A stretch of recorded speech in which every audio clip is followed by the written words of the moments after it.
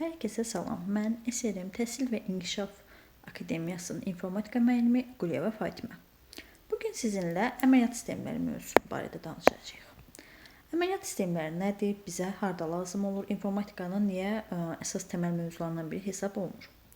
Əməliyyat sistemləri kompüterin və ya digər hər hansı bir elektron cihazın işini idarə edən istifadəçi ilə, yəni bizimlə aparat arasında əlaqə yaradan əsas proqram təminatıdır. Deməli, əməliyyat sistemi nə oldu? Bizimlə aparat arasında əlaqə yaradan proqram təminatı. Burada bir neçə proqram ola bilər, proqramlar toplusunda hesab oluna bilər, yəni bir sıra ədəbiyyatlarda proqram toplusu kimi də qarşınıza çıxa bilər. Başqa sözlə desək, əməliyyat sistemi kompüterin beynidir. Bütün resursları, bura prosesor, yaddaş qurğuları, giriş-çıxış cihazları və s. bütün resursları idarə edir və proqramların işləməsini təmin edir. Əməliyyat sistemlərinin bizə tanış olan bir sıra növləri var. Bura bir çoxumuzun tanıdığı Windows, Unix, Linux, telefonlarda istifadə etdiyimiz Android və iOS bura daxildir. Təbii ki də bir sıra xüsusiyyətlərinə görə təsnif olunur, bir sıra xüsusiyyətlərinə görə siniflərə ayrılır.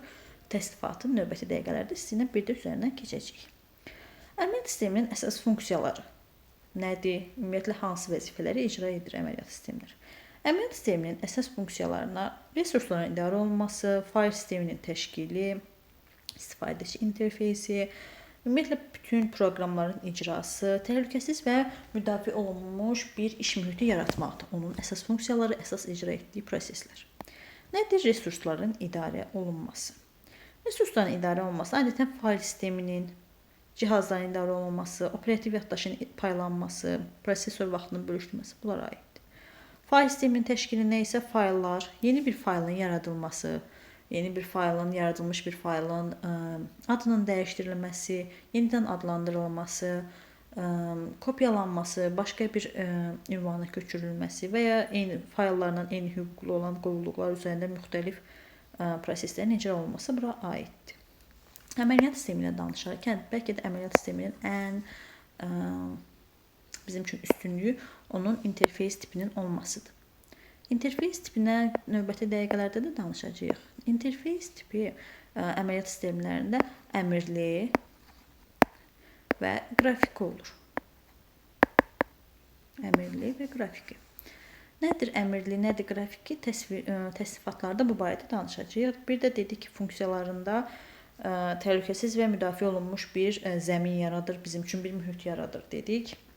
Bu da ümumiyyətlə bütün məlumatların qorunması, istifadəçi hüquqlarının idarə olunması, yəni əməliyyat sistemi danışdığımız bütün bu funksiyaları icra edir və bir növ onların hər birinə cavabdehlik daşıyır.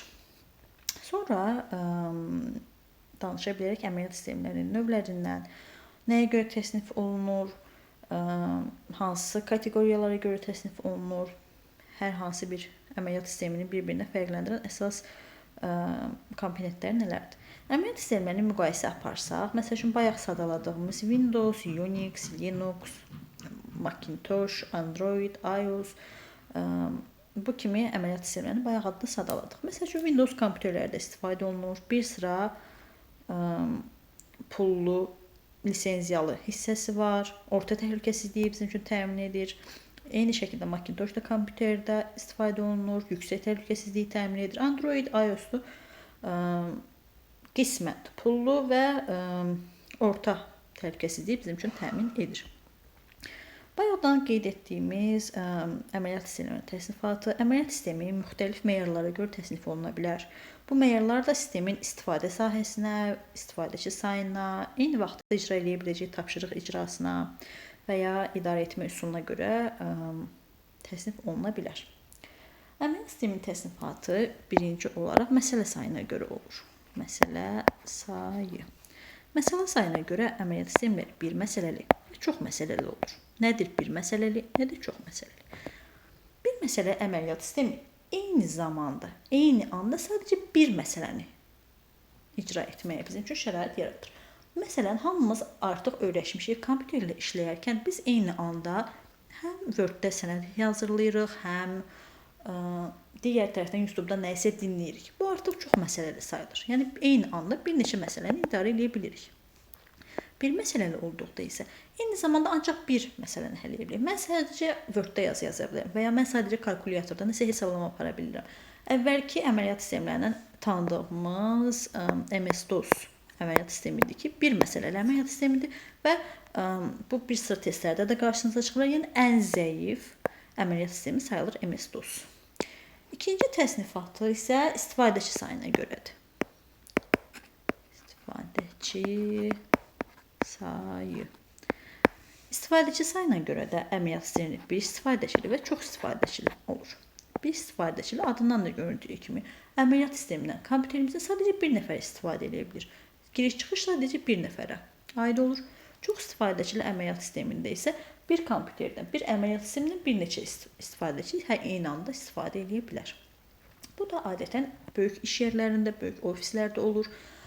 Məsəl üçün, bir dənə kompüter olur və ondan eyni anda bir neçə əməkdaş istifadə edə bilir. Təbii ki də burada bir sual yarana bilər ki, eyni anda bir əşyadan, bir qurğudan, eyni anda bir neçə istifadəçi istifadə edirsə məlumatlar qarışmırmı? Təbii ki də qarışmır. Hər bir əməkdaşın, hər bir istifadəçinin öz şəxsi hissəsi olur. Həmin şəxsi user kodla, user name-lə həmin hissəyə daxil olur və məlumatlarını istifadə edir. Üçüncü, resurs istifadəsinin tipinə görə olur. Bu, yazaq, resurs. Resurs istifadə tipinə görə isə lokal və şəbəkə olur.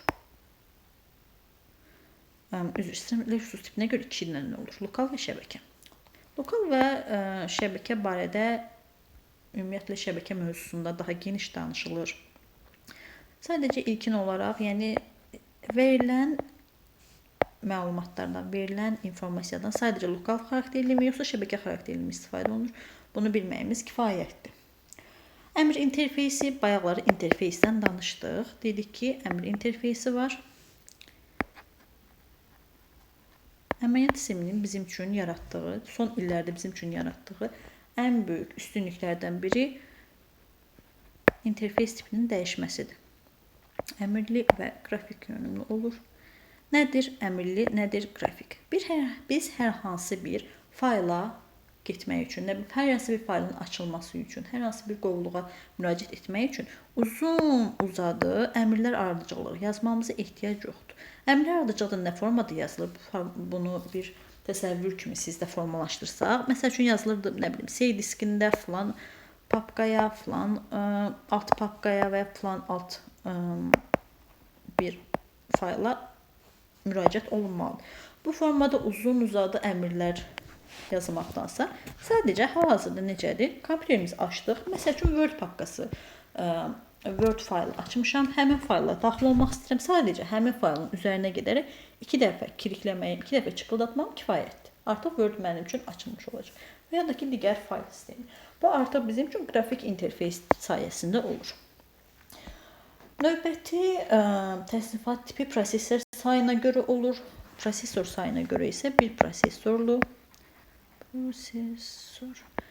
prosesorlu və çox prosesorlu olur. Təbii ki də prosesor ilk dərslərdən bilirsiniz ki, ilk dərslərdən öyrənmişsiniz ki, kompüterin məhsuldarlığını artırır və kompüterimizin, əməliyyat sistemimizin bir prosesorlu və ya çox prosesorlu olması kompüterimizin məhsuldarlığı ilə əlaqədardır. Bu da ana platanın üzərində olur.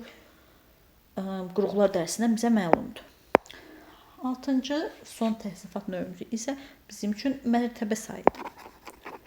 Mərtəbədə hal-hazırda bir sıra mərtəbələri var. 8, 16, 32, 64, hətta 128 belə ola bilər. Təbii ki də aşağı mərtəbələrin məhsuldarlığı daha az olur. Artıq 64, 128 mərtəbəli əməliyyat sistemlərinə müraciət daha çoxdur. Bu da sırf məhsuldarlıqla bağlıdır. Əməliyyat sisteminin əsas hissələri bu qədərdir. Qarşınıza çıxa biləcək əməliyyat sistemi barədə əməliyyat sisteminin yüklənməsi ola bilər. Bu barədə də kiçik də olsa bir qeyd aparaq. Kompüterə işləyərkən, ümumiyyətlə, kompüteri biz işə saldıqsa, ilk növbədə əməliyyat sistemimiz işə düşür. Əməliyyat sisteminin yüklənməsi bir prosesi var. Bu testlərdə də qarşınıza çıxa bilər. Ümumi olaraq nəzəriyyə formasında da öyrənməli, bilməyiniz vacibdir. Əməliyyat sisteminin yüklənməsi nədir? Əməliyyat sisteminin yüklənməsi belə izah edim sizə. Kompüter işə düşərkən birinci BIOS proqramı işə düşür.